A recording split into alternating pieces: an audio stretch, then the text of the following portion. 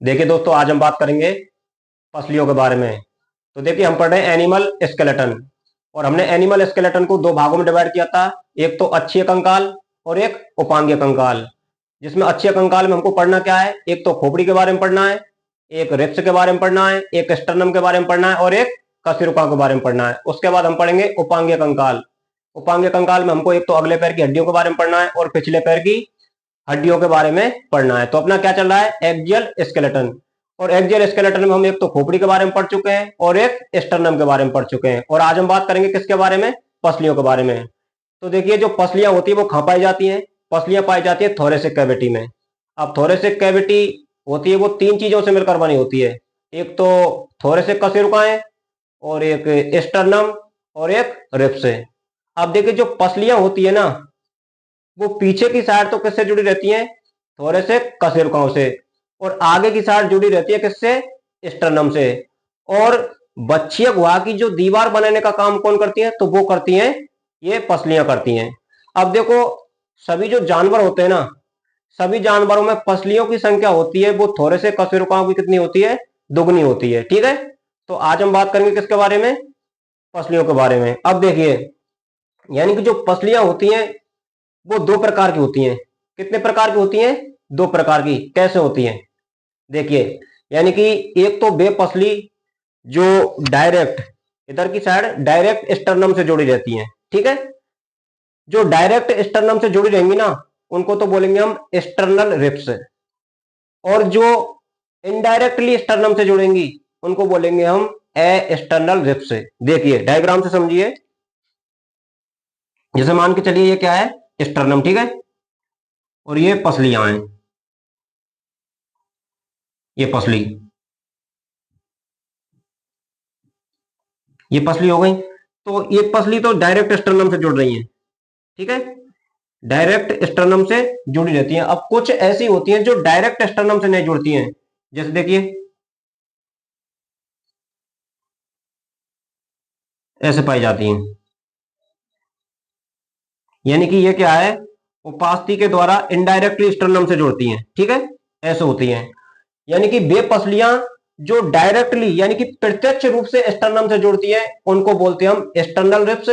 और जो indirectly sternum से जुड़ती हैं उनको बोलते हैं हम एक्सटर्नल रिब्स। ठीक है, तो अब हमको पढ़ना क्या है, यानी कि जो जानवर होते हैं, जानवरों में कितनी जोड़ी पसलियां पाई जाती हैं और उनमें भी कितनी एक्सटर्नल होती है और कितनी एक्सटर्नल होती है, तो उनके बारे में हम आराम से पढ़ेंगे। देखिए,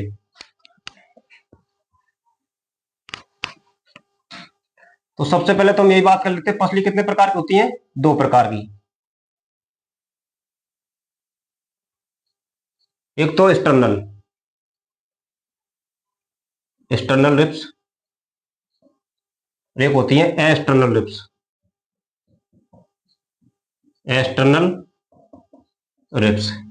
एक्सटर्नल रिब्स क्या होती हैं, जो सीधे, जो सीधे या डायरेक्ट, डायरेक्ट स्टर्नम से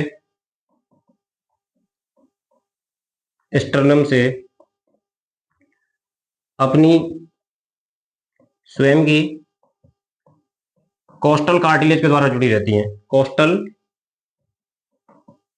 कार्टिलेज के द्वारा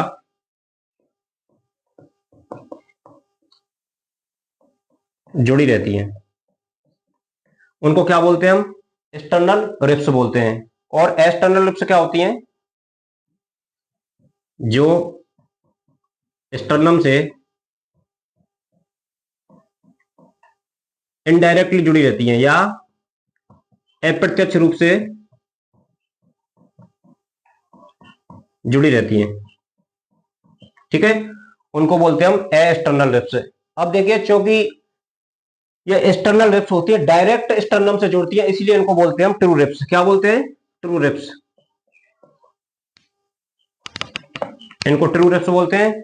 और इनको बोलते हैं हम फाल्स रिब्स। क्या बोलते हैं, फाल्स रिब्स। फाल्स रिब्स या इनको फ्लोटिंग रिब्स भी बोलते हैं हम, फ्लोटिंग रिब्स भी बोलते हैं। ठीक है, तो यानी कि पसलियां होती हैं वो दो प्रकार की होती हैं जानवरों में। यानी कि एक तो बेपसलियां जो डायरेक्टली स्टर्नम से जुड़ी रहती हैं उनको बोलते हैं हम एक्सटर्नल रिब्स। और वे पसली जो इनडायरेक्टली स्टर्नम से जुड़ती है उनको बोलते हैं हम एक्सटर्नल रिब्स। एक्सटर्नल रिब्स होती है उनको हम ट्रू रिब्स बोलते हैं, ठीक है। और जो एक्सटर्नल रिब्स होती है उनको हम फॉल्स रिब्स या फ्लोटिंग रिब्स भी बोलते हैं। अब हम बात करेंगे कि जानवरों में कितनी जोड़ी पसलियां पाई जाती है, उनमें से कितनी एक्सटर्नल होती है और कितनी एक्सटर्नल होती है। तो देखिए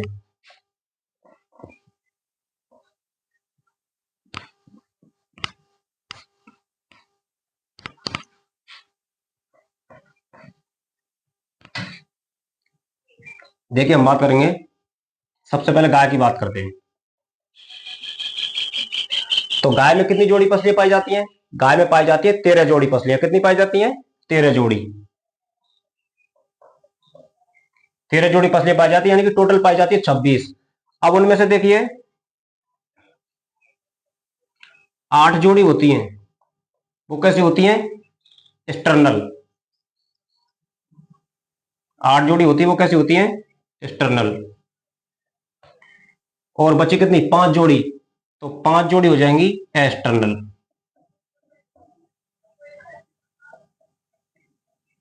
5 जोड़ी एक्सटर्नल। यानी कि कहने का मतलब यह है कि गाय में 8 जोड़ी जो पसलियां होती हैं वो तो डायरेक्ट स्टर्नम से जुड़ी होती हैं, और 5 जोड़ी होती है वो इनडायरेक्टली स्टर्नम से जुड़ी रहती है, ठीक है। तो ये तो हो गई गाय की बात। अब हम बात करें घोड़े की। तो देखिए घोड़े में पाई जाती हैं 18 जोड़ी पसलियां। कितनी पाई जाती हैं? 18 जोड़ी। अब 18 जोड़ी में से 10 जोड़ी होती है, वो कैसी होती है? External ribs. कैसी होती है? External ribs. और बची कितनी? 8 जोड़ी। तो 8 जोड़ी होती हैं एक्सटर्नल रिब्स होती हैं। देखिए कुत्ते की बात करें तो कुत्ते में पाई जाती है 13 जोड़ी पसलियां। 13 जोड़ी पाई जाती है, उनमें से 9 जोड़ी होती हैं वो होती हैं एक्सटर्नल, और 4 होती हैं, 4 जोड़ी होती हैं एक्सटर्नल, ठीक है। तो दोस्तों ये तो हो गई जानवरों की बात। अभी देखो हम बात करते हैं, एक महत्वपूर्ण पॉइंट है पोल्ट्री के बारे में, मुर्गे या पोल्ट्री के बारे में। तो देखो जो पक्षी होते हैं, पक्षियों में जो पसलियां पाई जाती हैं उनमें होता क्या है कि एक तो देखो सेकंड नंबर की, ठीक है, यानी कि दूसरे नंबर की और छठवें नंबर की।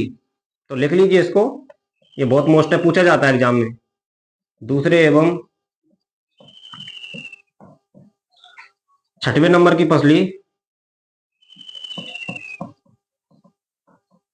पसलियों का विस्तार क्या कहलाता है? तो यह कहलाता है अनसीनेट प्रोसेस। क्या कहलाता है? अनसीनेट प्रोसेस कहलाता है। ये ध्यान रखना है आपको। यानी कि जो पक्षी होते हैं ना, उनमें दूसरे और छठवें नंबर की जो पसलियों का जो विस्तार होता है उसको क्या बोलते हैं? हम अनसीनेट प्रोसेस बोलते हैं, ठीक है। तो आप इनको लिख सकते हो, कोई दिक्कत नहीं, आराम से लिख लीजिए 2 मिनट में।